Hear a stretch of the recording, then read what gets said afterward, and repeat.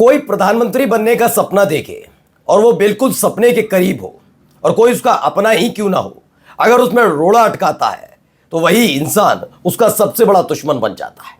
ऐसे कई किस्से हैं इस सियासी गलियारे में। चाहे वो मुलायम सिंह यादव का जिक्र कर लीजिए, जो उनका नाम पूरी तरीके से प्रधानमंत्री पद की रेस में सबसे आगे चल रहा था, लेकिन लालू प्रसाद यादव ने एक ऐसा दांव चला था कि मुलायम सिंह यादव प्रधानमंत्री नहीं बन पाए, जिसे मुलायम सिंह यादव कभी भूल नहीं पाए।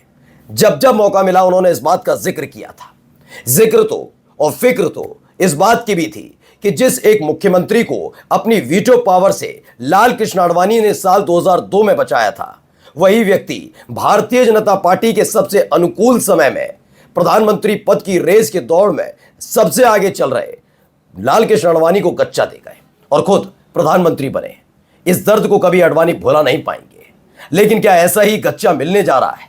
क्या ऐसे ही तनातनी शुरू होने जा रही है? जिस जोड़ी की दुहाइयां हर कोई देता था, वो जोड़ी टूटने जा रही है। आज ये खबर मैं इसलिए आपको दिखाने जा रहा हूं क्योंकि साल 2024 के लोकसभा चुनावों के बाद जो नतीजा आया, पहला नाम जो अमित शाह की आंखों में खटका, वो नाम बताया गया कि वो योगी आदित्यनाथ है।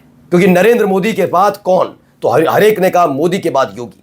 इसीलिए लगातार प्रेशर दिया जाता रहा योगी आदित्यनाथ मुख्यमंत्री की कुर्सी छोड़ें और मोदी कैबिनेट में मंत्री बने, लेकिन यह हो ना सका। लेकिन क्या अपने उसी जोड़ीदार को छोड़ने जा रहे हैं छोटे हुजूर चाचा चाणक्य एक बड़ा खेल करने जा रहे हैं। आज ये बात मैं आपको सामने इसलिए कह रहा हूं क्योंकि एक तरफ आरएसएस में नए गुट को न केवल हवा दी जा रही है, बल्कि खबर यह है कि भारतीय जनता पार्टी के मोदी शाह वाली जोड़ी में से एक जोड़ी गच्चा दे सकती है। इस तरह की खबरें निकलकर सामने आ रही हैं। नमस्कार, मैं हूं प्रज्वल गौतम और आप देख रहे हैं टाइम्स एक्सप्रेस।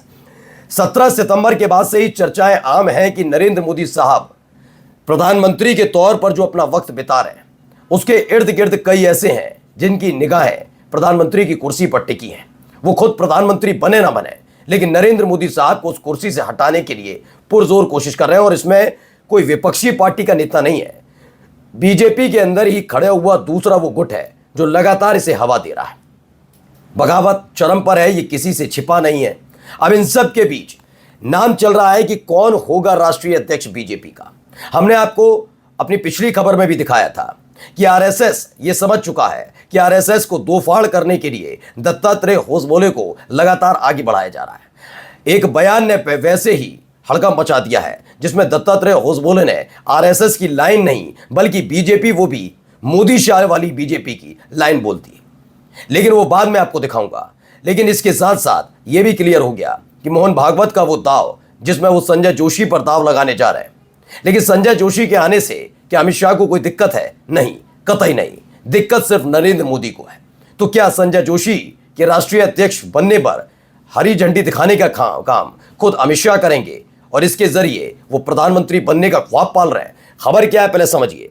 शाह और जोशी में क्या खिचड़ी पक रही है, यही एक खबर है। हर कोई जानता है कि मोदी और शाह कितने करीबी हैं, बहुत करीबी। लेकिन यह बात सच है कि अमित शाह पिछले एक बरस से लगातार प्रधानमंत्री पद की कुर्सी पर अपनी नजर टिकाए बैठे हैं। ये चर्चाएं यूं ही नहीं है कि मैंने इसे जन्म दिया हो, नहीं। यह आप हर कोई सुन रहे होंगे। साल 2024 के नतीजों के बाद से ही लगातार इसी पर जोर दिया जा रहा था। यह अमित शाह भी जानते थे कि 17 सितंबर को नरेंद्र मोदी साहब 75 साल के हो जाएंगे, उन पर दबाव भी पड़ेगा और दबाव के तहत उनकी एक छोटी सी सलाह काम करेगी और अमित शाह के कहने पर मोदी शायद हट भी जाए प्रधानमंत्री पद से। लेकिन अमित शाह यह भी जानते हैं अगर मोदी ने इस्तीफा दिया तो ऐसे हालात नहीं है कि अमित शाह प्रधानमंत्री बन पाए। ऐसे में अगर कोई और उनकी कुर्सी पर बैठ गया तो अमित शाह कहीं के नहीं रहेंगे। ऐसे में करना क्या है, जल्दबाजी नहीं करनी थी।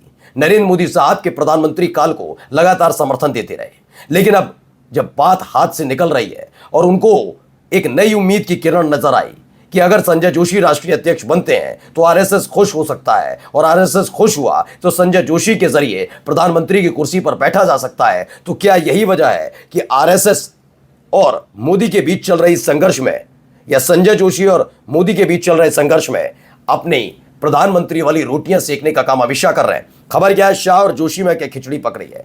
अमित शाह और संजय जोशी की बढ़ती नजदीकी से भाजपा गलियारों में चर्चाओं का बाजार गर्म है। गुजरात में शाह के करीबी जगदीश विश्वकर्मा के प्रदेश अध्यक्ष बनने के बाद अब राष्ट्रीय अध्यक्ष की दौड़ में चौंकाने वाला जो नाम उभर रहा है वो है संजय जोशी।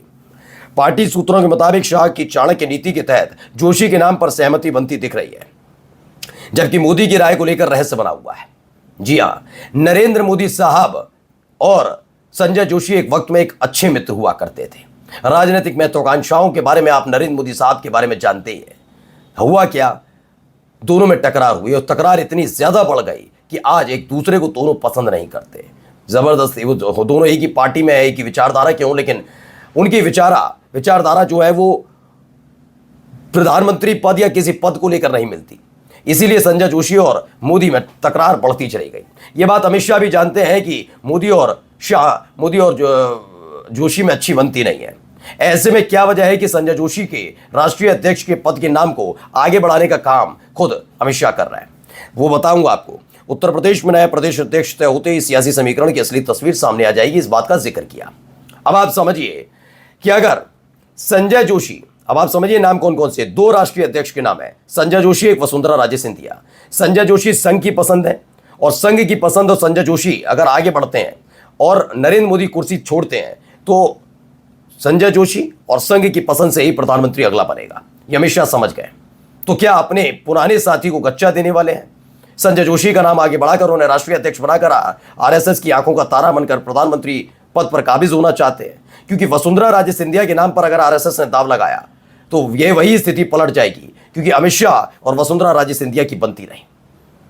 ऐसे में संजय जोशी के नाम पर दाव लगाकर प्रधानमंत्री पद के लिए आगे बढ़ रहे हैं, लेकिन दूसरा खेल भी अंदर खाने चल रहा है। खबर देखिए, दत्तात्रेय होसबोले का बयान, बिहार की सियासत में तूफान, बिहार चुनाव में होगा घमासान। संघ के सरकार्यवाह दत्तात्रेय होसबोले के ताजा बयानों ने बिहार की सियासत में तूफान ला दिया है। होसबोले ने अपने सहयोगियों से कहा, बताया जा रहा है कि बिहार चुनाव किसी भी कीमत पर जीतना है, पैसों की चिंता मत करो।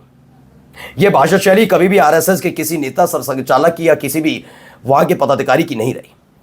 ये भाषा शैली हमेशा ये नई वाली बीजेपी, मोदी शाह वाली बीजेपी की रही है।